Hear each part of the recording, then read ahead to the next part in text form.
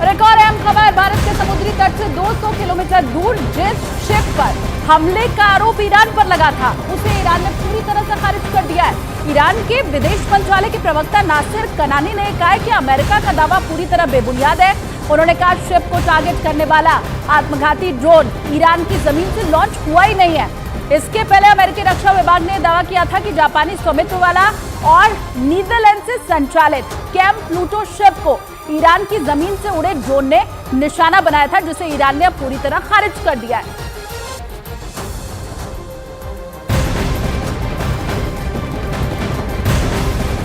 और उधर बड़ी खबर मध्य प्रदेश के धार से जो मिल रही है, आपको बताएं 6 गाड़ियां आपस में यहां पर टकरा गई। गाड़ियों में टक्कर के साथ ही यहां आग लग गई और इस हादसे में 3 लोगों की मौत की खबर भी मिल रही है, जबकि 3 लोग जख्मी बताए जा रहे हैं, घायल बताए जा रहे हैं। तस्वीरें आपके सामने, मध्य प्रदेश का धार सड़क हादसा, और इस सड़क हादसे में यहां पर 3 लोगों की मौत हो गई।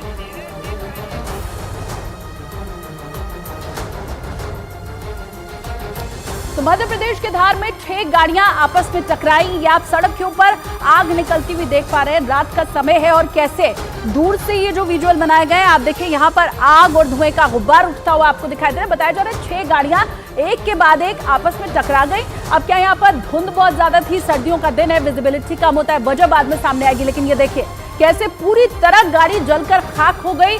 6 गाड़ियां, और बताया जा रहा है कि इस सड़क हादसे में 3 लोगों की मौत हो गई। ये रात के वक्त की तस्वीरें हम आपको दिखा रहे हैं, जब यहाँ सड़क के ऊपर जो 6 गाड़ियां आपस में टकराई, टकराते ही इन गाड़ियों में आग लग गई।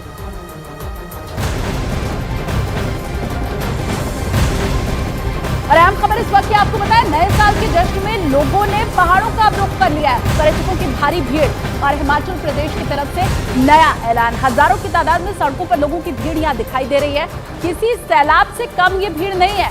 एक साथ इतने सैलानी पहुंचने से पहाड़ी इलाके गुलजार दिखाई दे रहे हैं। वहीं जगह जगह जैम भी लग गया है, इससे घंटों तक लोग यहां पर फंसे भी दिखाई दिए। कई जगह सड़कों पर गाड़ियों की लंबी कतारें दिखाई दी। आप देखिए ड्रोन से तस्वीर ली गई है। असल में क्रिसमस के जश्न के लिए भारी संख्या में लोग हिमाचल पहुंचे। हिमाचल की अलग अलग जगह से जो तस्वीर सामने आई, उसमें इतनी भीड़ दिखाई दी कि सड़क पर पैर रखने तक की जगह नहीं बची थी।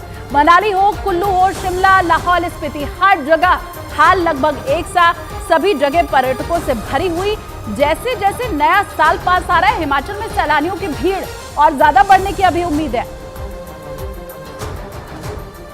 और इसी भीड़ को देखते हुए हिमाचल प्रदेश के मुख्यमंत्री सुखविंदर सिंह सुक्खू ने पर्यटकों की सुविधा के लिए राज्य में 24 घंटे होटल, रेस्टोरेंट और ढाबे खुले रखने का फैसला किया है। इसके साथ ही सुखविंदर सिंह सुक्खू ने ऐलान किया है कि अगर कोई सैलानी नशे में हो तो पुलिस उसे हवालात में नहीं डालेगी, उसे होटल पहुंचाया जाएगा। इस दौरान उन्होंने ये भी साफ कर दिया कि ऐसा सिर्फ पर्यटकों के साथ ही किया जाएगा। उन्होंने पर्यटकों से कानून का पालन करने की अपील भी की है।